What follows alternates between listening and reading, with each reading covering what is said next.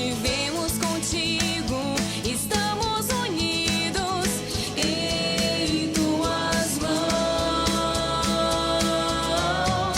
em tuas mãos. Olá, bom dia meu irmão e minha irmã, começando agora mais uma edição do programa Em Tuas Mãos, aqui na TV Meio Norte, na manhã deste domingo, primeiro domingo do mês de setembro, mês em que a nossa igreja se dedica para a reflexão e o aprofundamento da palavra de Deus. Rezemos para que o Senhor nos conceda a graça de entender a sua palavra e colocá-la em prática. Vamos juntos, para bem começar o programa de hoje, meditar este salmo. A minha alma tem sede de vós, como a terra sedenta, ó meu Deus. Sois vós, ó Senhor, o meu Deus. Desde a aurora, ansioso vos busco. A minha alma tem sede de vós, minha carne também vos deseja, como a terra sedenta e sem água. Venho assim contemplar-vos no templo, para ver vossa glória e poder. Vosso amor vale mais do que a vida, e por isso meus lábios vos louvam. Quero, pois, vos louvar pela vida, e elevar para vós minhas mãos. A minha alma será saciada, como em grande banquete de festa. Cantará a alegria em meus lábios, ao cantar para vós meu louvor. Para mim foste sempre um socorro, de vossas asas à sombra eu exulto. Minha alma se agarra em vós, com poder vossa mão me sustenta. A Renovação Carismática Católica se prepara para vivenciar mais uma edição do seu Congresso Estadual, o evento que vai ser realizado no dia 9 e 10 de setembro e conta com uma vasta programação. Mais detalhes vamos conferir agora nessa entrevista. Nos dias 8, 9 e 10 de setembro acontecerá o 18º Congresso da Renovação Carismática do Piauí, a RCC, aqui na Arquidiocese de Teresina. Para falarmos então, entendermos mais sobre esse evento, nós vamos conversar agora com o Rodrigo Freitas, ele que é o coordenador de eventos da RCC Piauí. Muito obrigada, Rodrigo, por nos conceder essa entrevista aqui para o programa Em Tuas Mãos. A gente que agradece o programa pelo convite, a oportunidade de podermos divulgar, falar mais sobre esse encontro. Rodrigo, começa explicando para a gente qual o objetivo desse 18º Congresso que vai ser realizado. Bom, nós temos como principal objetivo resgatar e propagar essa chama viva do Espírito Santo no estado do Piauí, levar esse anúncio do amor de Deus a todas as pessoas.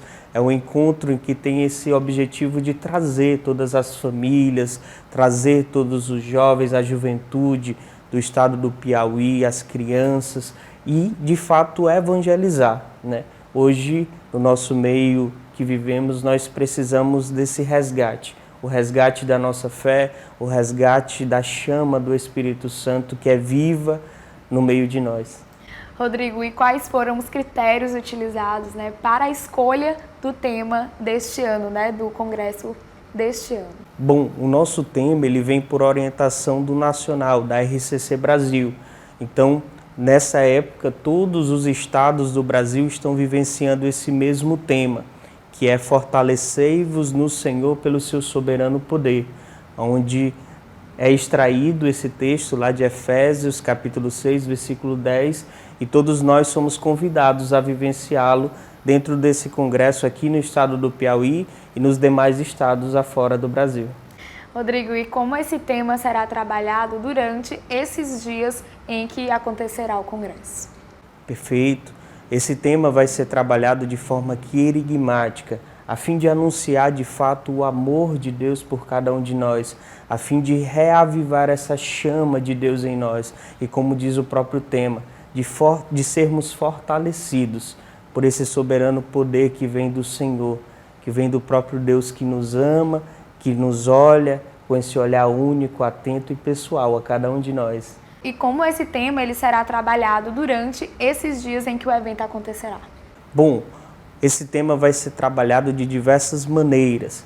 com pregações, com expressões artísticas dentro do nosso próprio encontro, com temáticas voltadas. Todo o nosso encontro é voltado para essa palavra norteadora, né, onde nós viveremos essa experiência, onde dentro desse congresso, de fato, nós seremos fortalecidos por esse soberano poder que emana do próprio Senhor. Então, Rodrigo, eu gostaria que você falasse um pouquinho também da programação, né, desses 3 dias do congresso. Perfeito. A nossa programação vai haver Santa Missa, né? Nós iniciamos no dia 8 com uma abertura da missa lá na paróquia de Santa Terezinha do Menino Jesus, no bairro de Seu.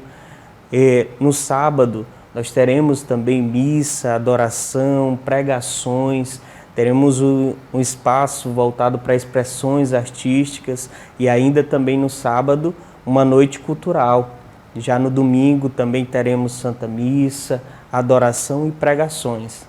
Eu gostaria então, Rodrigo, que você falasse um pouquinho da programação desses 3 dias de evento. Dentro do nosso congresso, nós contaremos com a presença do nosso arcebispo de Teresina, Dom Juarez, que estará conosco celebrando a Santa Missa no sábado. Também virão pregadores de fora, né? Coordenador estadual da RCC Minas Gerais, Daniel Pio. Contaremos também com a presença da primeira secretária da RCC Brasil, Milena Maria, aqui do estado do Maranhão. Então, teremos várias atrações. Também nosso coordenador nacional do Ministério de Música estará conosco, Lucivan de Assis. Nosso encontro terá várias atrações aí para que todo o nosso povo do Piauí possa experimentar essa graça de Deus. E esse evento é voltado apenas para os integrantes da RCC? Não, de forma alguma. Esse encontro, que é o Congresso Estadual, é aberto para todas as famílias, todas as pessoas, mesmo aquelas que não fazem parte ainda da igreja ou de algum movimento pastoral, também sintam-se convidadas. Esse encontro é totalmente aberto para todas as famílias, tá bom? E Rodrigo, e por que é tão importante, né, para os fiéis no geral participarem desse momento, né, vivenciarem esse 18º Congresso da RCC? Porque nós temos um objetivo de nos aproximarmos mais da pessoa do Espírito Santo, ele que, como é promessa de Deus para nós, deseja caminhar conosco todos os dias. E o nosso encontro vem exatamente nos lembrar disso, que somos filhos amados de Deus e, como esses filhos amados, precisamos dessa pessoa do Espírito Santo a nos conduzir. E esse encontro, ele tem como esse objetivo isso, esse avivamento do nosso coração, da nossa vida em Deus, do nosso espiritual. Gostaria então que você convidasse aqueles que nos acompanham agora, né, a vivenciarem esse congresso da RCC. Maravilha! Então, nesse momento, eu quero convidar você que agora me ouve a vir participar desse encontro que tem como tema Fortalecei-vos no Senhor pelo seu soberano poder. O Senhor tem algo especial preparado para você, para a sua família. Então, venha participar desse encontro. Esse encontro é aberto a toda a família. Nós teremos espaço exclusivo para a evangelização de crianças e adolescentes. Então traga sua criança, traga seu jovem, venha também você participar, porque o Senhor deseja alcançar o meu e o seu coração nesse encontro. Então, Rodrigo, eu gostaria de agradecer a sua participação aqui no nosso programa. Muito obrigada pela disponibilidade, que o evento seja um sucesso. Nós estaremos lá marcando presença. Amém. Nós esperamos todo o povo do estado do Piauí a abraçar essa missão. Também quero só reforçar que, para que você se inscreva no congresso, basta você entrar na página oficial da RCC Piauí. Lá vai ter o link, você pode se inscrever de forma online, simples e prática.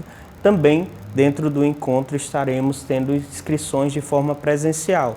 Mas vale lembrar que, para você aproveitar o lote promocional, você precisa se inscrever de forma online até o dia 8. No dia 9, a nossa inscrição está aberta também com o valor de R$ 60, tá bom? E as atualizações da Arquidiocese de Teresina você confere em nossas redes sociais. Nós estamos no Facebook e no Instagram. Aproveite e fique por dentro de tudo aquilo que acontece em nossa igreja particular. Vamos agora para um rápido intervalo e a seguir você confere o quadro Bons Conselhos. Em tuas mãos. Em tuas mãos.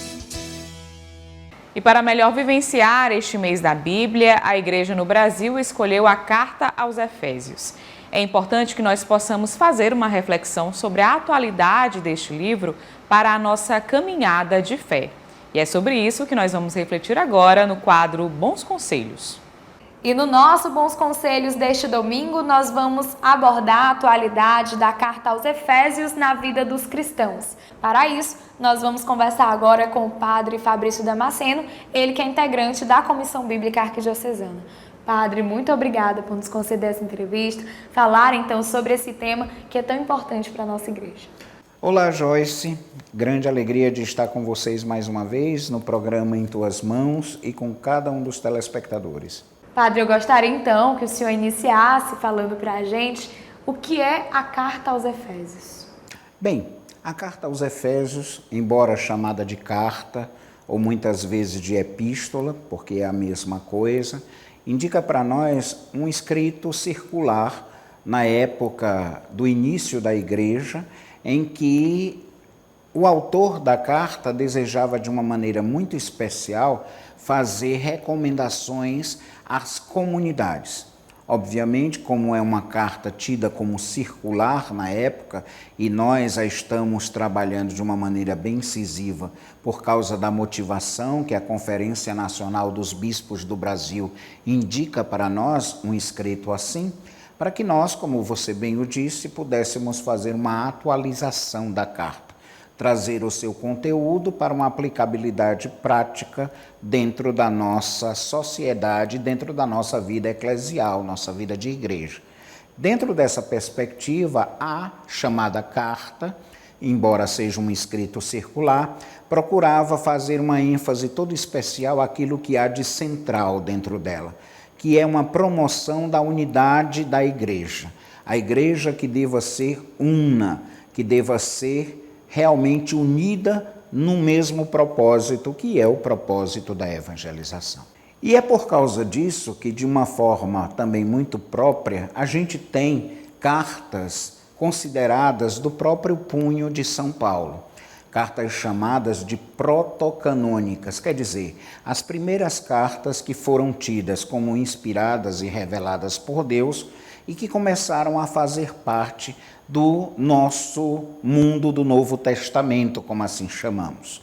E existiram cartas que tiveram colaboradores de Paulo, justamente ajudando o próprio Paulo nessa difusão de mensagem às comunidades cristãs.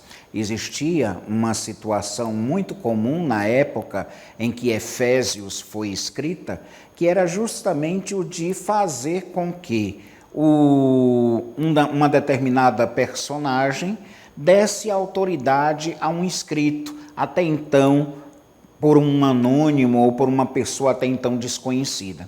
Então esse colaborador de Paulo, que na sua grande parte os estudiosos dizem que escreveu Efésios, foi muito influenciado por Paulo. Teve justamente a possibilidade de, inclusive, fazer com que, ao longo do tempo, o próprio Paulo viesse a dar autoridade ao escrito. Então, dizer que não é de São Paulo, nós o dizemos quase como que entre aspas, porque embora não tenha sido do próprio punho de Paulo, mas veio de toda a sua ideia, veio de toda a sua mensagem. Podemos dizer, é uma continuidade do pensamento paulino. Padre, e qual era o contexto do mundo, naquela época em que essa carta aos Efésios foi escrita? Bem, o contexto da carta é o contexto do Império Romano.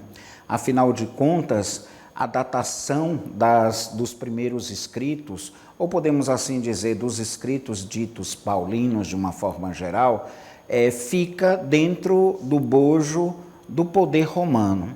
O que eu quero dizer com isso é que a chamada Carta aos Efésios foi gestada dentro de uma situação de dominação. E por causa disso, essa mesma situação de dominação previa que os cristãos tivessem certas posturas. Para quê? Primeiro, para que não se vissem, de alguma forma, mais perseguidos do que eles já estavam sendo perseguidos. Afinal de contas, quem tinha fundado a fé cristã tinha sido um condenado do Império Romano, por volta do ano 30, mais ou menos, 35, e ali naquela região, eles tiveram uma crucifixão daquele chamado condenado do Império. Ora, ele era tido como um bandido e, obviamente, infelizmente, os seus seguidores, para o Império Romano, foram tidos, aliás, como bandidos, como pessoas não gratas, personas não gratas. Por quê? Porque estas mesmas pessoas, elas eram seguidoras de alguém que tinha sido traidor, na visão romana, do próprio império. Por causa disso, algumas posturas deveriam ser cuidadas, e uma delas era justamente o da unidade. Afinal de contas, eles se viriam mais fortes se estivessem unidos, se estivessem congregados, se estivessem mais próximos. Nessa situação, era fundamental que as comunidades da Ásia Menor, principalmente, se vissem cada vez mais coesas, mais unidas, para que assim se fortalecessem mais e conseguissem resistir às investidas de perseguição e, obviamente, de morte que o Império lhes impunha. Padre, a carta, apesar de já ter mais de 2000 anos, ela ainda continua atual, né? Como nós cristãos devemos combater os males que assolam a humanidade hoje. O grande bom conselho, Joyce e nossos telespectadores, é que, assim como no início da igreja se pedia unidade, é claro que ao longo dos séculos e dos anos, nós também fomos muito atingidos por uma falta de unidade. Então é fundamental que nós nos tornemos também mais unidos, mais coesos, a fim de formar uma nova humanidade, assim, a fim de criarmos pela nossa unidade esse vínculo tal em que nós sejamos de fato um espelho da pessoa de Jesus, nosso Senhor. Então, mais do que nunca, para nós que vivemos na nossa igreja, somos convidados a, como pessoas humanas, dentro de uma sociedade também humana, vivermos de tal forma unidos na nossa fé, vivermos de tal forma em consenso, em ideais que nos sejam fundamentais com relação à fé cristã, com relação à nossa profissão também católica, que nos leve de verdade a uma mudança da sociedade. Numa sociedade que infelizmente é muito fragmentada, uma sociedade que às vezes é muito dividida. Então o grande bom conselho da carta é justamente que nós nos tornemos unos, uma nova humanidade através da nossa própria união em Cristo Jesus, nosso Senhor. É dele que brota esta unidade. Padre, e como nos tornarmos então novos homens, mulheres, revestidos desta santidade, como diz, né, a carta aos Efésios? A nossa principal função enquanto cristãos que somos é fazer o seguimento de Jesus, nosso Senhor. E este seguimento significa revestir-nos das mesmas virtudes e do mesmo projeto que outrora Jesus, o Cristo, nos propôs. Jesus de Nazaré, a quem todos depois chamamos o Cristo de Deus, o ungido de Deus, o Messias esperado. Então ele nos vai dar a roupagem nova da humanidade. Ele se torna pessoa humana para que nós nos tornemos humanos de fato. Porque até então a nossa humanidade se fragilizava pelos erros e pelas distâncias. Mas em Jesus, assim nos diz o Escrito, nós nos devemos revestir dele. Ele é o paradigma, ele é o protótipo por excelência, ele é o modelo por excelência. Então, a nossa vestimenta enquanto cristãos deverá ser na moldura de Cristo Jesus. Porque na medida em que nos aproximamos dele, nos tornamos nova humanidade.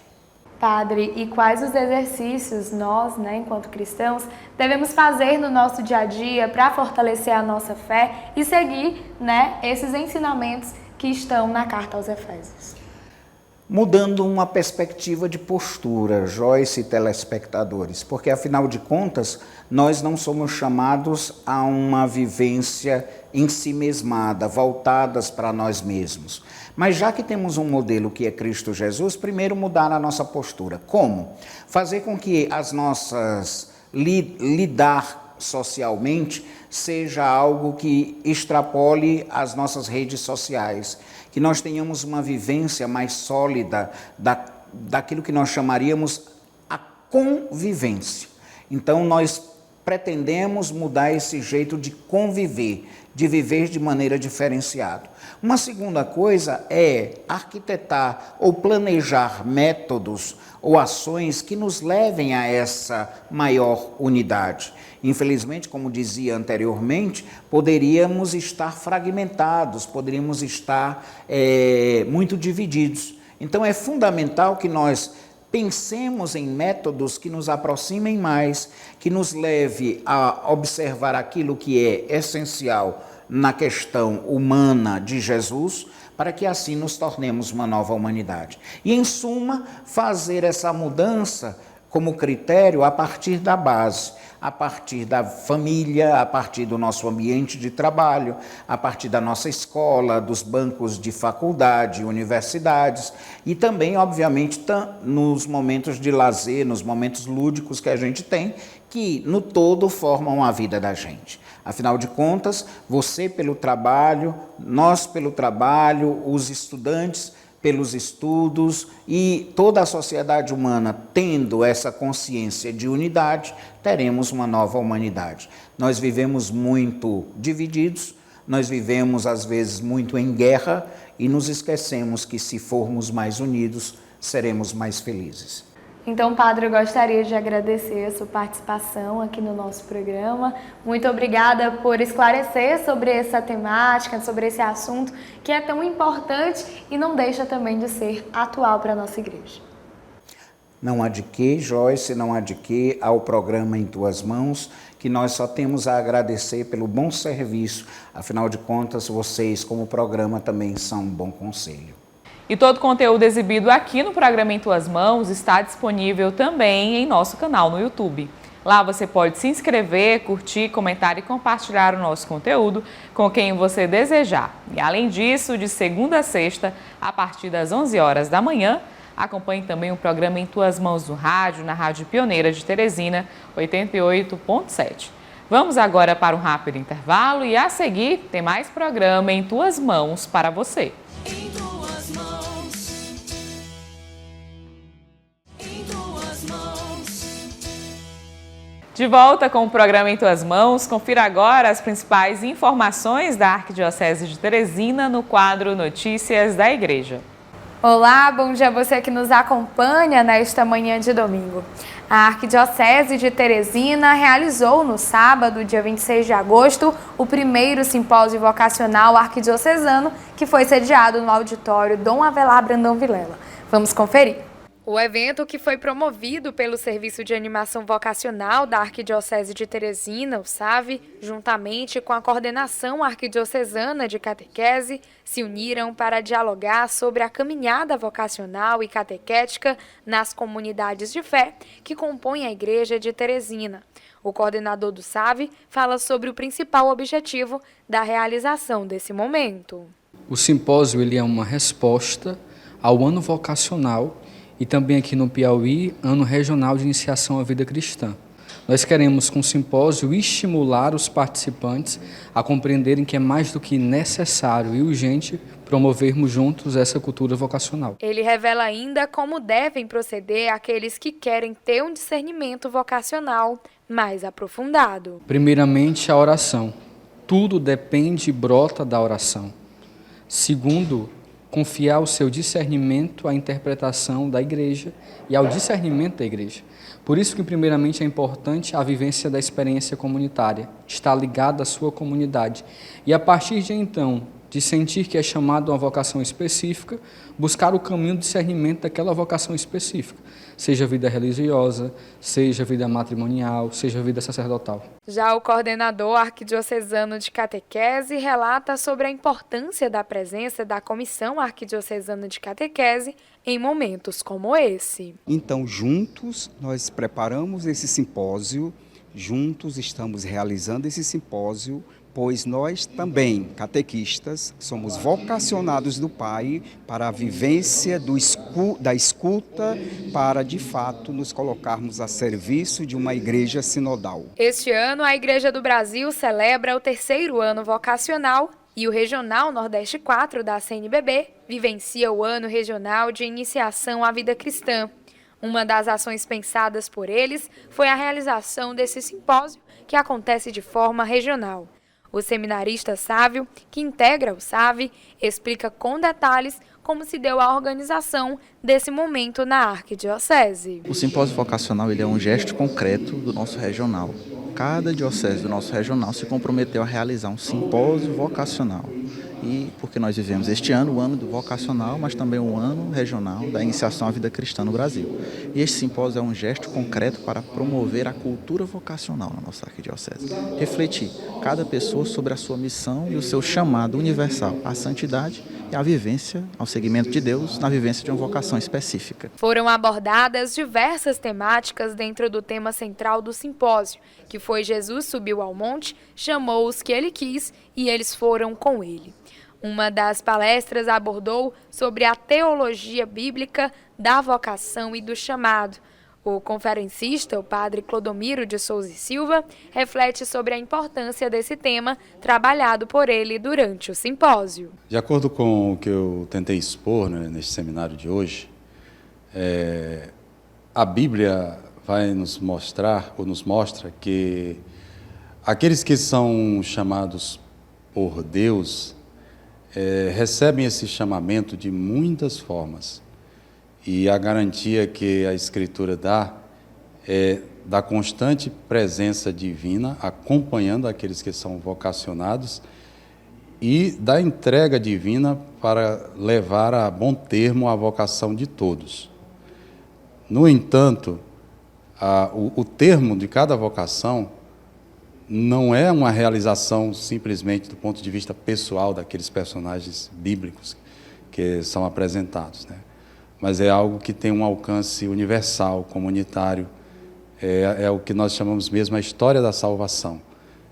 E a intenção de apresentar esse tema bíblico neste simpósio é mostrar a todos, primeiro, que todos somos vocacionados, todos temos uma missão e um chamado da parte de Deus.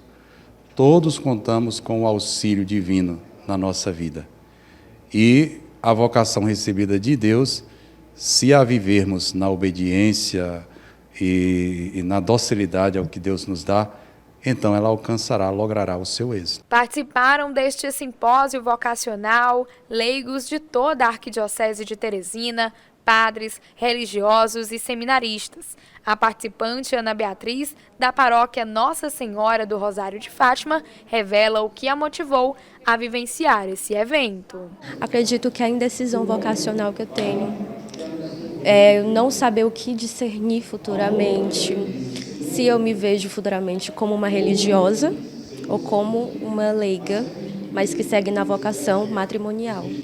Pode ser que a decisão não venha totalmente hoje, mas eu espero sair daqui com um grande discernimento do que eu posso servir, né, futuramente. Quem também decidiu vivenciar esse momento foi a dona Marta, que é catequista da paróquia Santíssimo Sacramento.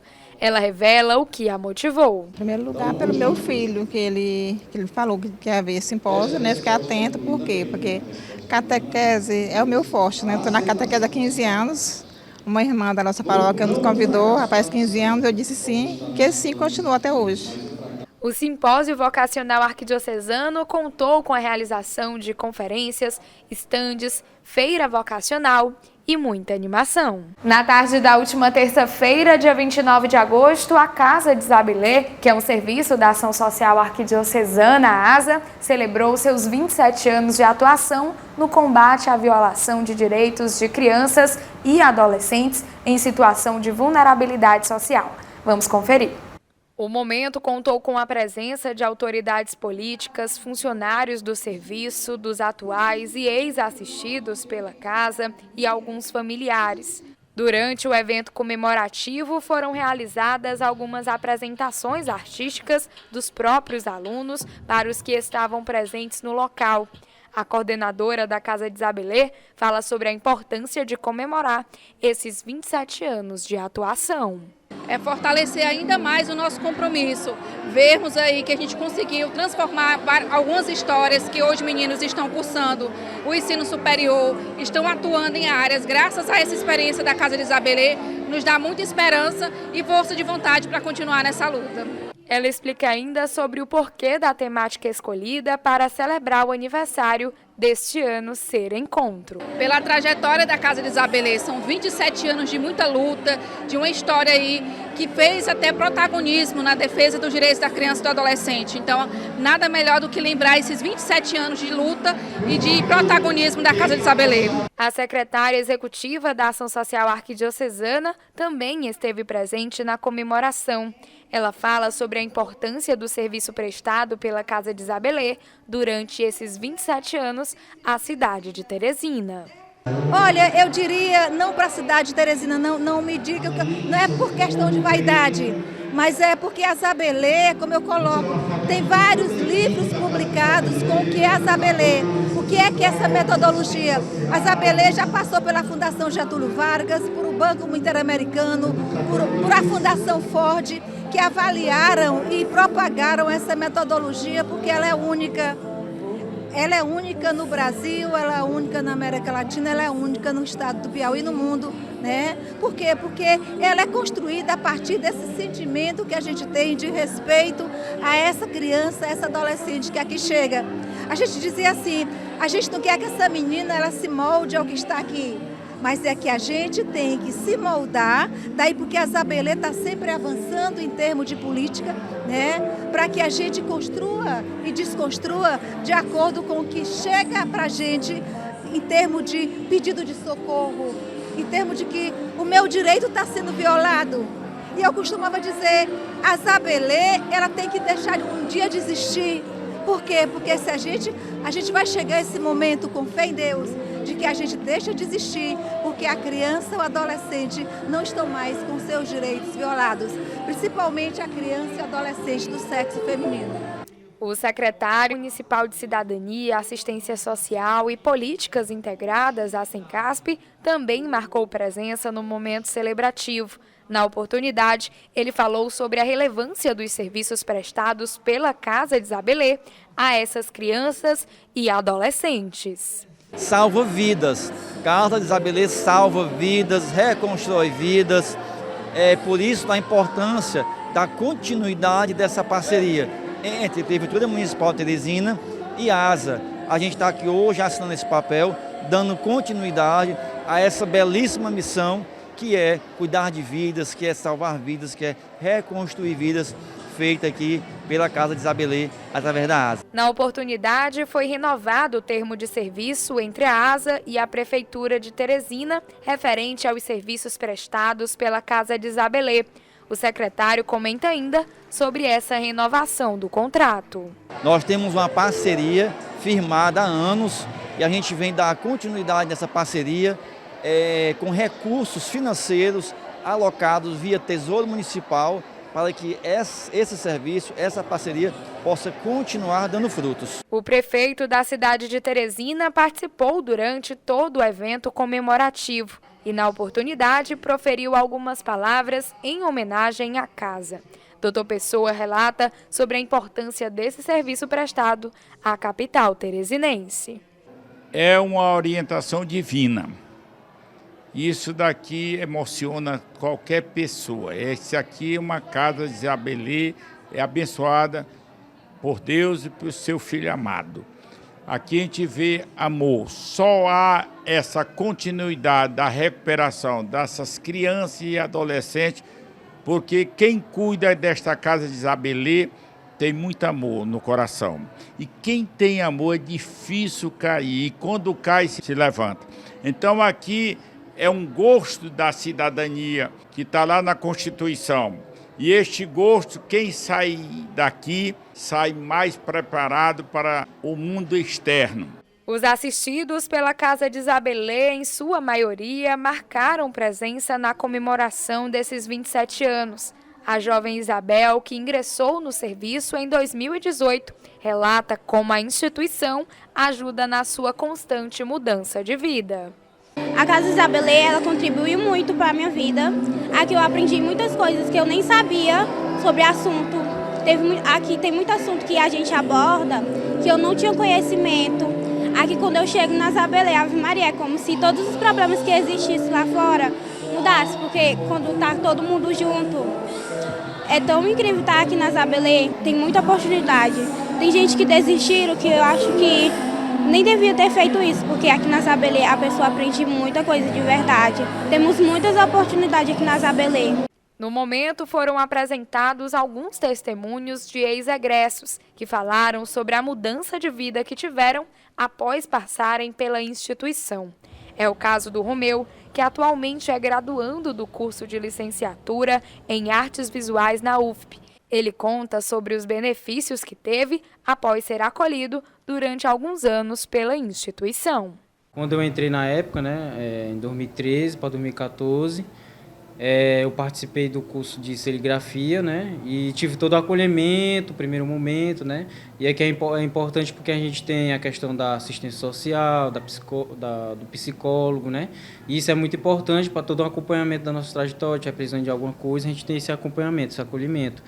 E hoje achei muito importante que ela me levou tanto ser um bom profissional, tanto pessoal, e também a questão da questão do respeito, a questão independente do gênero, da classe social, e isso eu achei bastante interessante, essa questão do olhar mais sensível para o próximo. E agradeço muito para os educadores, tanto a professora Socorro, da área da História, que nos inspirou, e também a questão do professor da área da serigrafia, que me inspirou, e hoje, atualmente, hoje eu sou estudante, graduando na licenciatura em Artes Visuais, graças a essa experiência, esse incentivo dos professores, E só tenho a agradecer à Casa de Isabelê. E é dessa forma, em comunhão com as autoridades, funcionários, assistidos e ex-assistidos da Casa de Isabelê, que eles comemoram mais um ano de atuação do serviço. E essas foram as notícias da Arquidiocese de Teresina desta semana para você. E para mais informações, você pode acessar o nosso site arquidiocesedeteresina.org.br. Vamos agora para um rápido intervalo e a seguir você confere o quadro Dicas da Fé. Em tuas mãos. Em tuas mãos. Confira agora a nossa dica de leitura para este domingo no quadro Dicas da Fé, que é um oferecimento da livraria Nova Aliança. Venha conhecer as novas instalações da Livraria Nova Aliança, que está com a estrutura renovada para te receber. Aqui você encontra livros, imagens, artigos religiosos, arte sacra, objetos litúrgicos e muito mais. Localizada na Rua Olavo Bilac, 1259, no centro, telefone 3221-6793.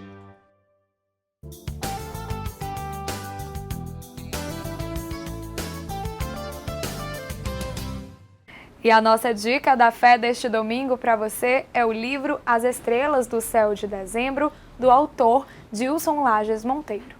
Esta é uma obra infanto-juvenil que aborda a narrativa em torno da preparação para uma noite tão esperada quando todos buscam estrelas no céu. Tudo começa com um boneco de porcelana, um pedaço de arame, um galho seco de árvore, uma estrela d'alva da ponta quebrada e outros pequenos e carinhosos objetos que moram no fundo de um baú. Eles se preparam para ser a atração dos visitantes de um presépio, por longos e agradáveis dias antes da chegada do Natal. Nessa preparação, descobrem o sentido da beleza, da tolerância e da igualdade e, mais que isso, o verdadeiro Natal. E essa é a nossa dica da fé de hoje para você. Aproveite, garanta sua obra e faça uma boa leitura. E hoje nós vamos contar a história da Margarete Lages, ela que começou a confeccionar textos como uma forma de garantir uma renda extra, mas encontrou nessa arte uma maneira de evangelizar. Às vezes, é em meio às dificuldades que encontramos forças para superar os obstáculos da vida. Porém, é importante lembrar que tudo tem um propósito, que Deus nos coloca em situações para despertarmos o melhor que há em nós. É o caso da artista Margarete Lages, que produz artigos religiosos. Ela, que é natural do Rio de Janeiro, veio morar em Teresina ainda jovem, e foi aqui que ela começou a sua caminhada na Igreja Católica, inicialmente através de grupos de jovens. A artesã conta com detalhes sobre esse início. Assim que eu cheguei no Piauí, nós somos do Rio de Janeiro, meu pai é piauiense, de Barras. Aí eu comecei a frequentar a escola diocesana, e lá tinha um grupo jovem do diocesano. Aí eu fui ser encontrista, depois fui ser dirigente. Aí esse começou o mesmo processo de igreja. Antigamente eu não frequentava, né? Mas começou aí esse processo de igreja. Comecei a frequentar, indo geralmente no grupo jovem, né? Depois frequentar, depois me casei, comecei a frequentar a igreja. Ela nunca tinha tido contato algum com artes manuais e foi depois de tantos anos, em meio à pandemia, que veio despertar para realizar esse trabalho, a produção de terços. Margarete relembra como surgiu esse interesse. Comecei a produção porque começou a pandemia e eu sou aposentada, eu ficava ajudando meu marido fazendo medalhas e troféus. Mas como eu não tinha uma renda minha, eu tinha que criar alguma coisa que eu pudesse fazer e ganhar alguma coisa, né? Aí comecei a olhar na internet texto, mas não sabia nada, não sabia serviço manual de nada. Aí um amigo do meu marido veio, seu Écio, que ele trabalha vendendo texto, ele da Anjo da Paz, e aí começou fazendo esses textos e me ensinou, começou a fazer os textos. Eu comecei fazendo esses textos e desmanchando, desmanchando, e aí eu comecei a produzir para me vender. Eu fui aprendendo e desenvolvendo, né? Mandava as fotos, porque já que não tinha a pessoa para ficar todo tempo perto da pessoa por causa da pandemia, mandava as fotos via WhatsApp, ele dizendo, não tá bom, desmancha, faz outro. Ele me deu todo o material de início, que eu também não tinha, ele me deu todo o material, eu fiz o material tudo para a confecção dos textos, todo o material ele me deu. Ela revela ainda quando foi o momento em que descobriu o verdadeiro sentido através da produção desse artigo religioso. O texto já diz que já está perto de Deus, né? E aí, quando a gente faz um texto, a gente vai meditando as palavras, as orações que um texto traz. Vai dando informações positivas, vai dando incentivo para a pessoa e sabendo como manusear um texto. E já vai fazendo coisa, já pensando já nas memorações de vibrações boas, né? A artesã, que antes só frequentava as missas, passou a ser propagadora da palavra de Deus, dando testemunho desse trabalho que incentiva a oração e, consequentemente, o fortalecimento da fé. Muito. Fortaleceu demais minha fé. Porque o terço, eu presentei o terço, dou para as pessoas, às vezes vem a pessoa aqui em casa com dificuldade, com situação difícil, eu dou aquele terço, a pessoa já se sente mais próximo de Deus e com aquelas vibrações boas, né, que a pessoa traz num terço. Durante esses anos de produção dos terços, Dona Margarete não só vendeu, como também presenteou muitas pessoas, familiares, amigos, e essa atitude sempre trazia bons sentimentos. Geralmente as pessoas, quando eu dou o terço, a pessoa sente gratidão pelo terço e começa a produzir as rezas, né, diante do terço, começar a rezar e aí obtenho graça, né? Ela revela também o que mudou na sua vida após dar início a essa produção manual religiosa. Eu tenho a gratidão de fazer uma coisa ligada a Deus. E eu gosto de ensinar minhas netinhas também a rezar. Ela vai contando as continhas comigo. Às vezes eu não enxergo direito, ela vai, ó, vovó é aqui, vovó é aqui, vovó é aqui. Aí vai me ensinando as coisas, vai me ajudando, vai me produzindo os textos, né? Fazendo os textos direitinho. E foi dessa forma que a artista Margarete encontrou para se manter mais perto de Deus, de Nossa Senhora e também manter próximos os seus entes queridos. Confira agora o quadro Palavra do Pastor com o nosso arcebispo Dom Juarez Marques.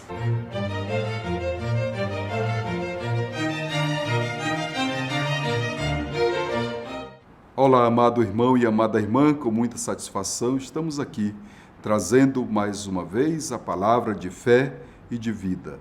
Neste domingo, a palavra do Evangelho é Mateus, capítulo 16, versículo 21 até o 24.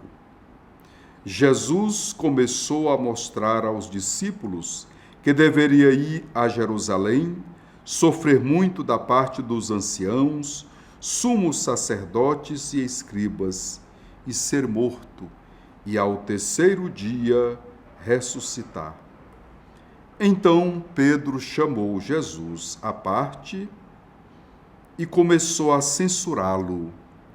Deus te livre, Senhor, que isso nunca te aconteça. Jesus, porém, voltou-se para Pedro e disse: Vai para trás de mim, Satanás. Tu és para mim uma pedra de tropeço, pois não pensas de acordo com Deus, mas de acordo com os homens. Então Jesus disse aos discípulos: Se alguém quer vir após mim, negue-se a si mesmo, tome a sua cruz e siga-me. Palavra da salvação. Glória a vós, Senhor.